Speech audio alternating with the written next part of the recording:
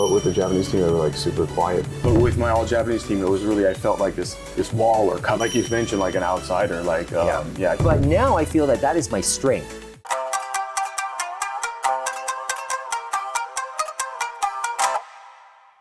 Hey everyone, it's Hika, your English coach. 皆さんこんにちは。2万人以上のビジネスパーソンを英語教えてきた Bizmates 英語コーチの Hika です。And welcome to Hika's Sushi Bar. English Sushi Bar ですね。このコーナーではですね、いろんなお客さんをですね、呼んで、寿司食べながら、英語学習の悩みを相談に乗って、いろいろアドバイスするものになってるんですけども、今日のゲストは誰でしょうか？お呼びしたいと思います。どうぞ！ Hey! What are you doing here? What? No, I wanted to come see you. All right, Kuni-san, thank you so much for coming. No, thank you for having me. Yeah, okay. Well, the first thing we do is to have our guests introduce themselves to the camera. So don't be shy. Let them know who you are. Hi everyone, my name is Kuni. I'm an Bizmates English coach. I'm originally from Los Angeles, California. Check it out if you haven't been. All right, thank you. Okay. Well, thank you. Thank you so much for coming. Yeah, business has been a little bit slow. I see. This is the English bar, though. This is for people who are having trouble learning English. Yes. What are you doing here? Well, I just wanted to stop by and say hi, talk to you a little bit. Oh. And, see how everything's going. Yeah. What a nice guy. Oh, thank you. Thank you so much. Well, I mean, since you're here, is there anything, that I could help you with? Anything? Well, I'm hungry. Well, I will make something for you, but I want to know a little bit more about maybe the concerns that you have and make you the right sushi for your concern. Right. Yeah. I don't know. As an American, I think working in Japan can be a bit challenging. Yes. So I've been thinking about a lot of things. Things about like the differences and the difficulties that I've faced. Yeah.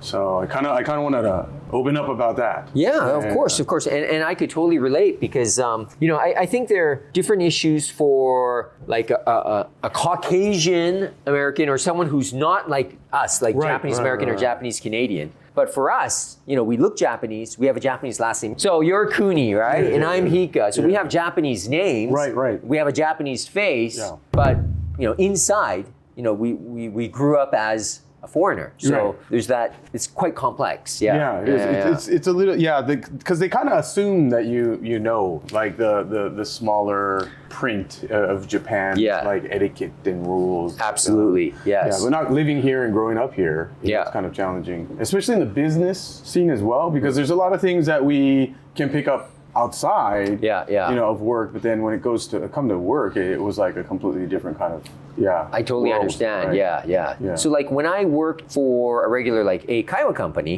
there's a lot of foreigners, Japanese.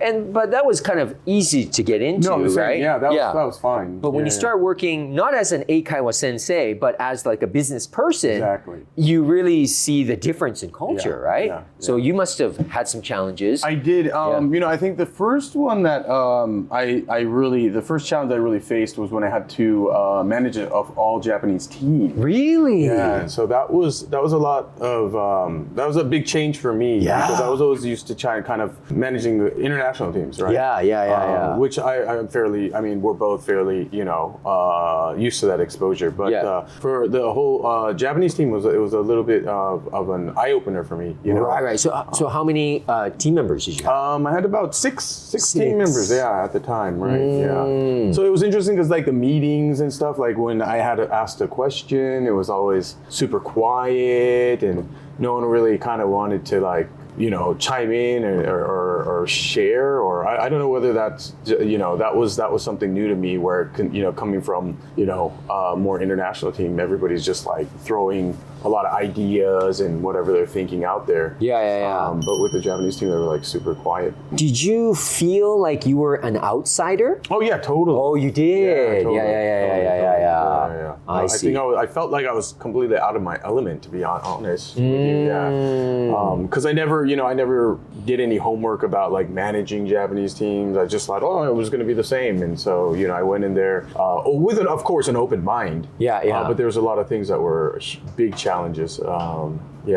Just like even feedback itself, right? Yeah. Did you speak Japanese with your team or English? It was I mixed it, but I tried. I think at that stage I tried to speak more Japanese than I did English. I see.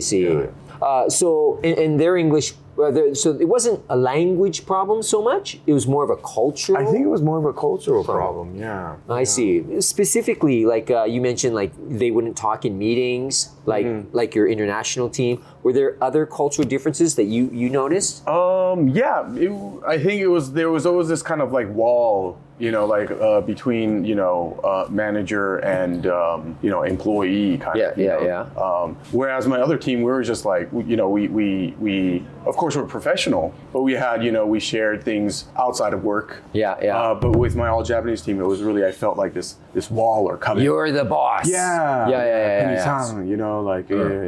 Well, whatever you say, right? Right. Not challenge me, my other team would be like, Kuni-san, that doesn't make sense, or I don't understand, and I'd be like, okay, let me rephrase it, or but with my Japanese team, they didn't really kind of brought those questions. Were you still new to Japan at that time, or you had been working in Japan for already many years? I was already working in Japan for, I would say many years, I see. So even though you'd been in Japan for so many years, you still felt a little bit like an outsider. Oh yeah, in that definitely, case. definitely. Right. Yeah. So did you ever build that relationship with your team, and did you feel like you connected with them? I did. But I always felt like I always kind of felt like like you mentioned, like an outsider, like he doesn't completely understand, kind of. Right. I got that sense. Yes. Yeah. I'm pretty sure you probably have felt that as well. Yes. I many times I felt that. Yeah. So I totally understand where you're coming from. Yeah.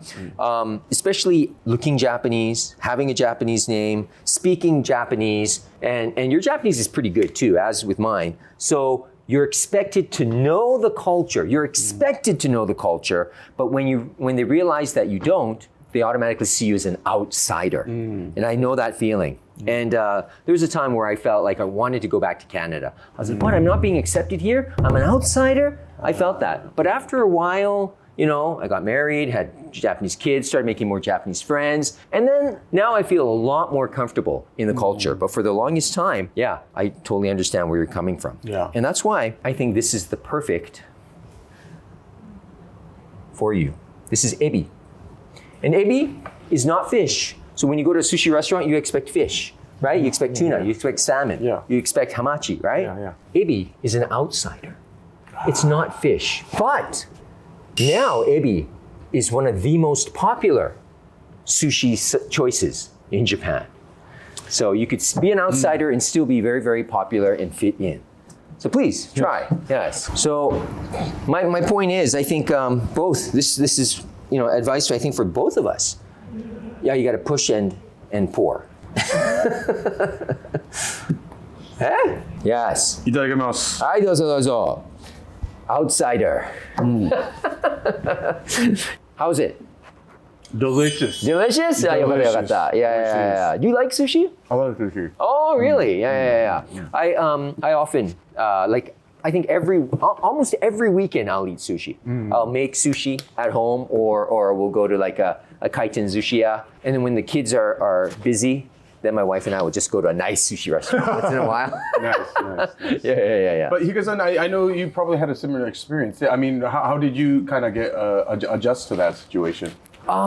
To be honest, it took me a very long time, I think. When I first came to Japan, it was like, great, Japan is awesome. I feel so comfortable. Everyone around me is Japanese. Whereas in Canada, I was like the only, Japanese person among my friends. Yeah, but here everyone's Japanese. And then after a few weeks, I realized I'm an outsider. Everyone sees me as an outsider, and I think it took several years before I felt really comfortable. And even now, on the rare occasion, I'll feel uncomfortable, out of my element. Whether it's like going to the city hall, to do some paperwork, or if I have to join like a really important meeting with a lot of VIP members and I have to make a speech, maybe at a wedding, sometimes I still feel uncomfortable. Like, I'm not completely welcome sometimes. But I think that's just more internal. It's about my confidence. Right. Yeah. So, I think as you experience different situations, and now you have kids, you're married, you have more opportunities to experience different situations, and you start to become more and more comfortable. I think what I was trying to ask is that do you adjust yourself to the Japanese way, or do you try to get them to understand, the other kind of like cultural aspects of business or of anything, if that makes sense? I think that's a really good point. I think in a lot of ways I do try to adjust. And before I used to try to hide my uniqueness of being born and raised in Canada and speaking fluent English. I know exactly how you feel. Yeah. But now I feel that is my strength, and it's not something I should hide. It's a unique strength that I have, and so sometimes I do adjust depending on the time, place, and occasion. But I'll also bring out my own personality and not be embarrassed about it. So I think that has given me a lot more confidence in who I am. Yeah. No, I can totally relate to that. I think it's the same. It's just I think depending on each business situation, you just got to gauge whether that's the time to do it, or is it time to blend in and act like a normal Japanese person. And I still have difficulty with that. Because I'm just like, if this was in the U.S., I'd probably say something, but since this is in Japan, I'm just gonna bite my tongue and kind of wait. I think we have to do that. So anyway, so this is Hika's Sushi Bar, and I hope you have a chance to stop by again. I will. I'll make you another 2 pieces of ebi. Okay. All right. So have a good one. Thanks for coming by. Okay. Thanks, Hika-san. All right. はい、皆さん今日のゲストはですね、Kuniさんでしたので、全部英語だったんですけど、皆さんどうですか？ついていけましたか？これからもですね、いろんなゲストをお呼びしたいと思うんですので、またぜひ見てみてください。面白かったらチャンネル登録、高評価、コメントお待ちしてます。See you next time!